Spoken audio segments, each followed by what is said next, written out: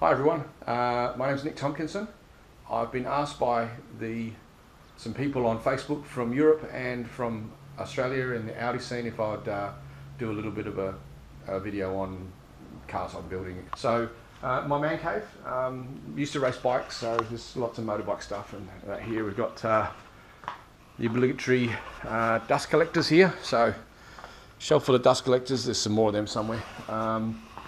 We've got my Audi, so let me start again. I imported 2 Audi coupes from the UK. This one I imported so that I could register it. I got it for about £1,000, 2-wheel drive, 2-valve engine. Audi guys obviously know what that is. But I bought a kit to turn it into an A2, so that will probably be a Quattro later when I finish with it. But in order to buy a genuine Quattro in the UK was like £15,000. So there's no way I could buy 2, let alone 1. So I got that one for about £1,000, and I got the one I turned into the S1 for, I think it was £600. It was a bit of a wrecking yard special. But here's my S1. So earlier in the year I got to race it once before COVID-19 hit. I haven't actually touched it since. I poured it back in. It's even still got my number from the 8th mile drag racing that we ended up doing on the Saturday night after the Saturday's racing. There's a drag strip next door at Warwick. Couldn't resist it. I figured, what the hell, when are you ever going to get a chance to do that? So did that as well. Went real good. I forget the times. I think it was a 7-second 8th mile or something. So or in the high 7s, but I was hopeless at it. Ridiculously slow reaction time. I waited till the light went green. You never do that in drag racing, apparently.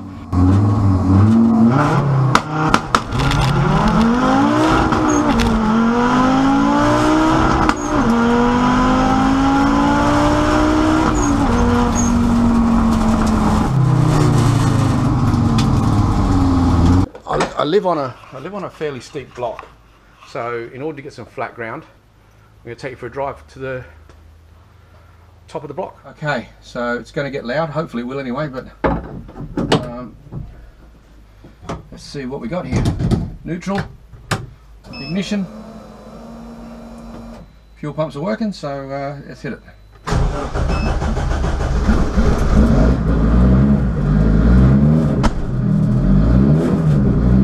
We'll let it warm up for a little while.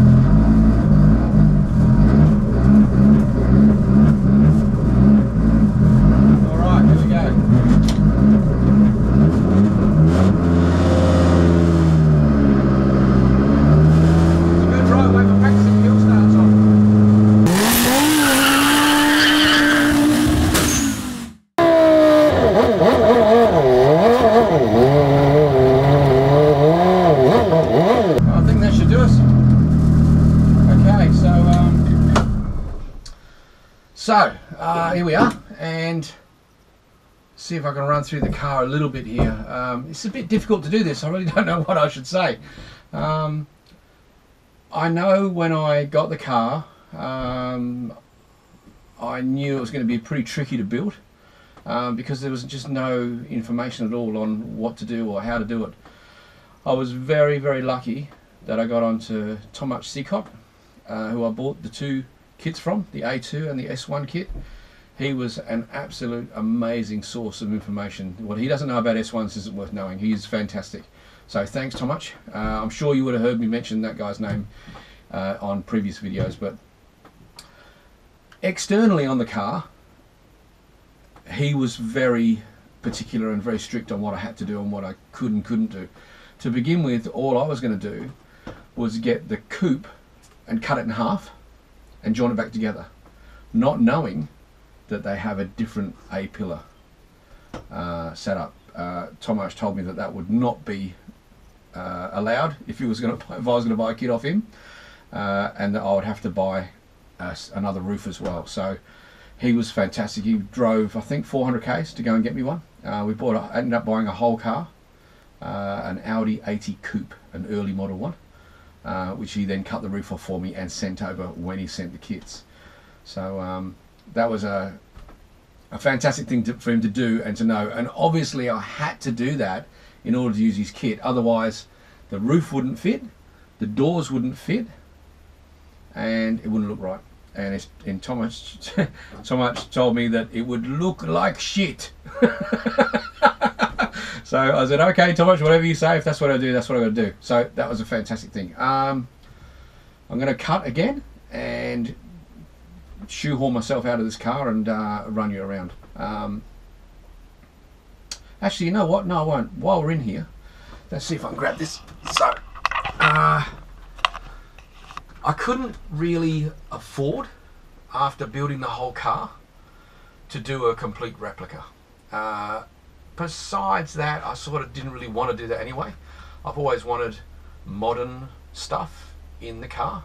So let's see if we turn the ignition on here. Tomasz once again put me onto the computer system that would run the car, and he gave me the first tune to get me off the ground and get me going. But I love all this stuff, all the modern trick stuff that you can have for dash stuff now. So this is the Emu Black AUD dash, and it is amazing. There's more stuff in there than I know what to do. It data logs, it does everything. It actually data logs straight to a USB stick right here. And as I said, this is all carbon fiber, super easy to do.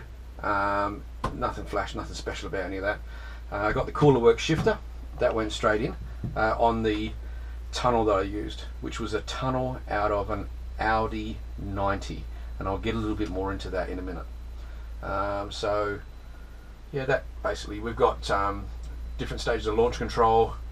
Wipers, a blower, that's a blower for the back of my neck just to keep me cool. We've got a cool suit here, which I wear when I'm in the car.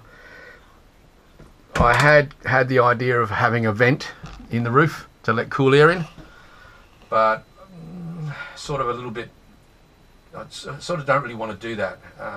It takes away from the era of the car, and on the outside of the car it's very accurate. Oh, there's the Emu Black engine management system. Rama from RHD supplied that and was an absolute power of help. He helped me tune the car and get the car going, and he spent time, even though he was overseas, he spent time with me to help me get that up and running. And yeah, I haven't been the only one that built this car. There's been other guys help, a lot of other guys help actually. But anyway, I'll shut the camera down and we'll get out and have a look around the outside. Okay, so on the outside of the car, I went for a bit of a different paint job. It's the same design as the original S1 E2s were, in the fact that it's the only difference is I went black instead of yellow and white. I went black and silver. So oh, I just realised I've left the dash on, left the ignition on. I can hear the electronic throttle body whistling away at me. So let's have a look under the hood. I built my own air intake, injection system, the throttle assembly. Well, basically I built everything in the car. I lowered the power steering pump and the alternator. I lowered them for a lower center of gravity. I did buy this, but I pulled it apart, cut it apart, changed it so that the turbo would be on a different angle. I wasn't going with the standard kind of setup. Yeah, but I mean, let's see, what else can I say? Shit, I don't know. I got the wheels from eBay. They're not an identical copy, but they're big and fat. The brakes themselves were off another car I used to have. The big brakes, big suckers. I think they're 13-inch diameter. Tomasz helped me again. We spoke to his roll cage guy, and he sent me over all the drawings for an FIA approved roll cage, so I copied all of that. We have let's see, so the wheels are 10" by 18 by 10s. I've got stickers for headlights, trying to keep it as light as possible, and we ended up getting it as light as possible. It's 1,065 kilos, and that was with all the oil and everything in it as well, oil, some fuel, etc. Now a little bit of a breakdown on the car. Oh, that's what I should do. Okay, so the motor, yeah, okay, so we'll come back to here. The motor is from an A7, which is an Audi 90. Was originally a normally aspirated engine. In actual fact, you can still see the old dizzy cap here, which we use as our secondary sensor for the computer. So I sent the motor away to a good friend of mine in Western Australia, Tony Freer. He used to build my engines for my motorbikes as well, or at least do the cranks and stuff, and has always helped me with my racing. A fantastic guy. So he works at a really high performance shop that do a lot of drag engines in WA, so I figured if I'm going to get my engine built, I'd like to get it built by someone I really trust.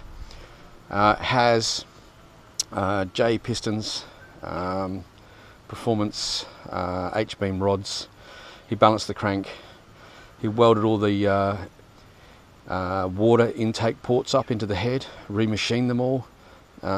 He machined the holes for the new cooling system, which is a 3-way intake, whereas the Audi 90s only had a single one.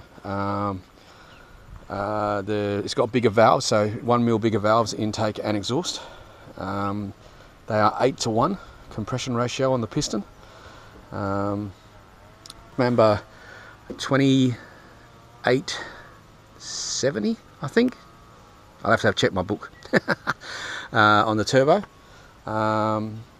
Electronic throttle body, and this was another thing that Tomasz helped me with as far as using electronic throttle body. Then the EMU Black is able to do launch control, anti-lag, and a million other things, traction control and all sorts of other stuff, and Rama helped me set all that up as well, so it has all that stuff. I think there's some video in amongst my other stuff there. So ECU Master is the ECU and dash. We've got, this is Tomasz's business in Poland. This is RHT, and Russell has helped me out with the tyres here a while back now, and hopefully will help me again in the future. Let's see. Okay, we'll go to the back end of the car, eh? So, this is something that it's nothing I've invented. Audi did it all. I just copied it. And that is a nice easy way to get into the back of the car. So you can see the roll cage there. Down there is that blower I was speaking about. It just blows cold air onto the back of my neck. It gets bloody hot in Australia. For the people in Europe that don't know, we can race in 40 degrees centigrade. So sitting in there, it gets really, really hot. It's one of the reasons we've got tinted windows as well. Let's have a look in here. So I've got two 80 psi fuel pumps feeding this little beast. Just on a eBay fuel tank. It's the biggest radiator I could find, which was something I could buy at a reasonable price. Very difficult to get one made where I live, up in the central coast of Queensland. So I think it was out of a Nissan Patrol or a Pajero or something, I don't know. So fuel tank, I'm not even sure if you can see in there. There's all my fuel system down there. Yeah. My son and I painted the car. I've driven it for a season. I came second in the first season at the sprint championships we have here. I really don't know what else to say about the car, other than thanks to everyone that's helped, my wife and my kids included. Oh yeah, I'll get back to what I was saying before. Okay, so yeah, okay. So the car itself is really 3 cars built into one. So we've got an Audi 90 engine. We have an Audi all-road gearbox and diffs. We have an Audi coupe body with an Audi 80 roof. Actually, that's 4 cars. An Audi 80 roof. So that's sort of how I glued it all together. As I said, it's full Quattro, but it runs really modern running gear. So the uprights, when I say really modern, more modern than they were in the day, as far as what we can get in Australia. Audi 90 uprights. I'll put bigger bearings in them. Audi all-road gearbox and rear diff. Audi 90 normally aspirated engine, rebuilt and turboed. And then all of the structural things that we had to do to build the car, which was cut the chassis in half, shorten it by 320 mil. Bit of a plug for me there. Yeah, I put the Audi 90 tunnel in it because that was going to allow me to run the Audi all-road gearbox. And as you can see, handbrake. This is the Cooler Works shifter for the six-speed gearbox, I should say, as well. Yeah, for the 6-speed gearbox. Got an auxiliary water pump, brake bias. Water pipes come through the body as they did in the original. I went with the side mount exhaust out here like that. Plus I like the fact that the flames lick out the side of the car. It looks great. Yeah, huge intercooler, biggest I could fit in there. I haven't had the air intake temperatures go much over 30 degrees actually since I've been driving the car, so yeah, there we go. As I said before, thanks to all the guys that helped me with the car, my kids, my family, my wife, friends, etc. I hope that's given you a bit of a rundown. If I think of anything else, I'll put it on. Oh, actually, here we are. Another thing that we did to make the car accurate was we took out the old door handles that the car used to have, and I made the door handles the way they were in the original cars, which is just a nice touch. Super light as well. Alright, so I haven't had it on the dyno. With the EMU computer, it's got its own dyno function. It's telling me I've got about 350 horsepower. I'm only running 13 pounds boost. I'll play with that later. It's also only on 91 octane fuel at the moment. After COVID, and when I finally get some money that I can throw at the car, then we'll go for E85. We'll start putting over 20 psi into it and see if we can't pump that figure up. But look, it's the most exciting car I've ever driven. I've driven a few cars in my time, and none of them have been as much fun as this, mostly because this thing's always trying to kill me. If it's not going sideways into the corner, it's going sideways out, or it's pushing, or it's understeering, or you know, it's a heck of a lot of fun to drive. It really, really is. I've got a real soft spot for this car.